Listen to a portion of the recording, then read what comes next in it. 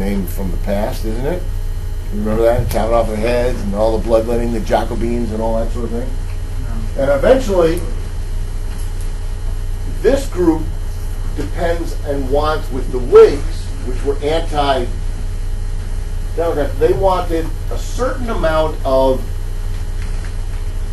private business. They wanted encouragement to private business, and the Whigs wanted internal improvements. They wanted the federal government to fund roads and highways to encourage small business and entrepreneurs in the West to develop their businesses. That eventually will become the party of Lincoln or the Republicans, the two parties that we have today that dominate our political system. It is interesting to note that there is historically within the presidency sort of a pendulum swing or an ebb and flow, if you like, sort of beach scenes, an ebb and flow or a pendulum swing of power. And some might say that it is relatively interesting that between 1800 and 1860, the power of the presidency remained with the Democrats. So you go, oh, okay, you know, from, in a sense, Jefferson to Polk, Democrats reign supreme. Highlighted by Andrew Jackson. Jackson is one of the few presidents that actually have a period of presidential influence that's named after him. The Jackson era. Now, there have been other eras, the progressive era, or during Monroe there was the feel-good era, but never before and never since in the history of the United States has an era, an expanded period of time, been named after a president except for Jackson. That tells you that he dominated political affairs during that period. From 1860 to 1932.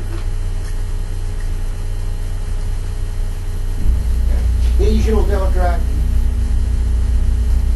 but for the most part, Republican presidents in the White House. From Lincoln to Hoover. Yes? I remember reading like one of the framers of the Constitution said they didn't like parties. Who was that? Well, I thought that was Jackson. No, Jackson is a framer of the Constitution. Who was that? Well, probably Adams Adams certainly didn't want it. They really, here's what's interesting about the framing of the Constitution. They really didn't think that they would have political parties. They literally thought like we'd all be like Robin Kidd. We'd all just sort of get along. And we'd all, without having partisan politics, we'd all be bipartisan, and just wise men would get together wisely and make decisions that made sense.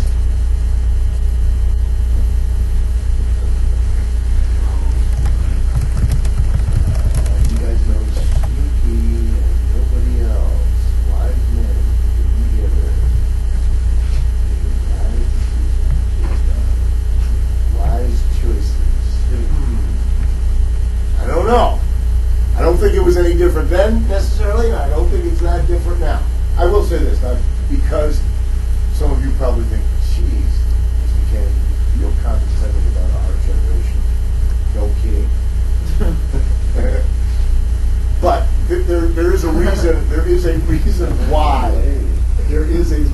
why my generation, and we're the ruination of you, because you're our kids, you know. But here's the difference. In the political realm, because you don't think 6 years from now ahead of time. So in one sense you go, hey, who cares who's governor? Because you're not thinking 6 years. You're thinking about getting your application in to go to college. Don't let me think about 6 years when I have to get a job after college. The difference is in my generation, with the Vietnam conflict, in my high school, which is about the same size as and same environment. I went to a public school. It would be the equivalent of Birmingham High School. You know, top end, fairly wealthy. Bottom end, you got them, but they're not that well known. Large portion in middle class. Right? Suburban school.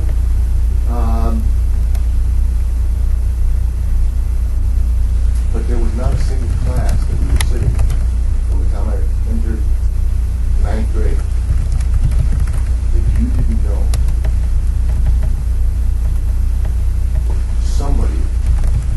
somebody's brother, somebody's best friend in your class of this size. I'm not talking about the graduating class. I'm talking you're sitting in this class. There would not be a class that went by that you did not yourself, your best friend, or your brother sitting in your class weren't going to fight in Vietnam. You were going to get drafted. You were going to go. And at that point, it tends to focus who's forcing you to go anywhere. I mean, we're waiting 6 years because most of those kids over at Groves or at Seahome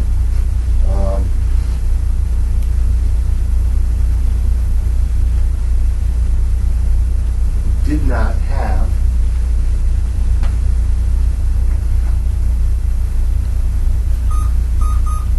the financial ability to go to grad school past high school or college, right? Like Bill Clinton did. How did Bill Clinton get out of the draft? Everybody know? He never served in the Army. The first, right? And how did George Bush get out of it? Right? Clinton went to England and went to Oxford for an extra year. How did George Bush get out of actually going to Vietnam? He went to the National Guard where he didn't have to go. But for me, and for many of my buddies,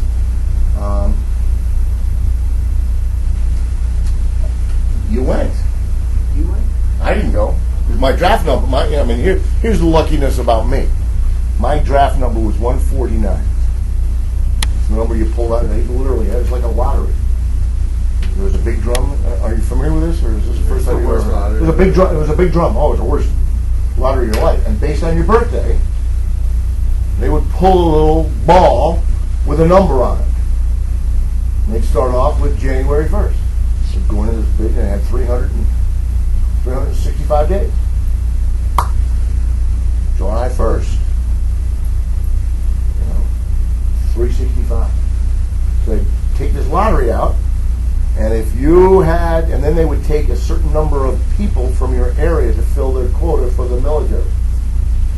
Now my brother, who was 3 years older than I always thought he was the luckiest dog in the world. His number was 363. That means they would have to go through 360.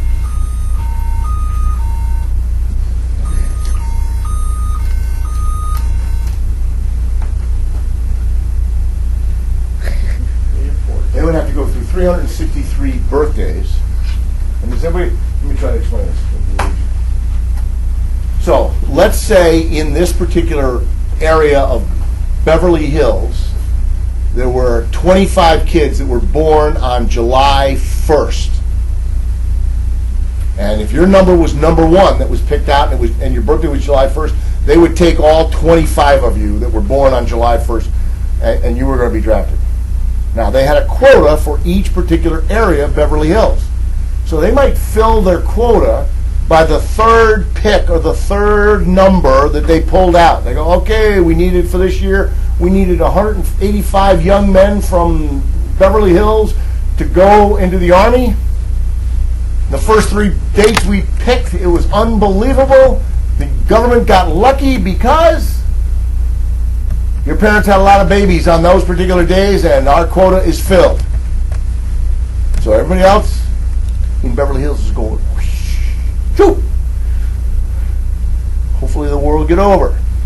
Now in other towns, you don't have as many babies being born, so they might go through, in their particular draft board area, They may go through 167 birthdays before they get their quota.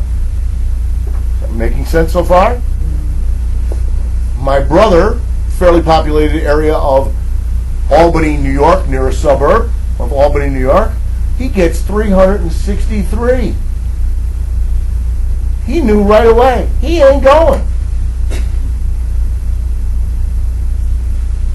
A lot of kids his age, and his birthday is the 363rd birthday that they picked.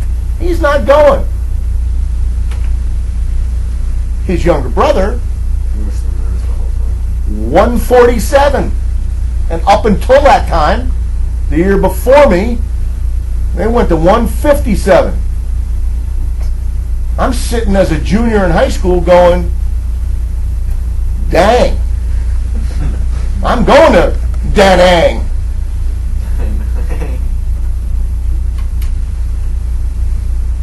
Damn that Westmoreland. He was the general at the time. Right? Damn that LBJ. Got us into it farther than we thought we would. Nixon said he'd get us out. Damn it.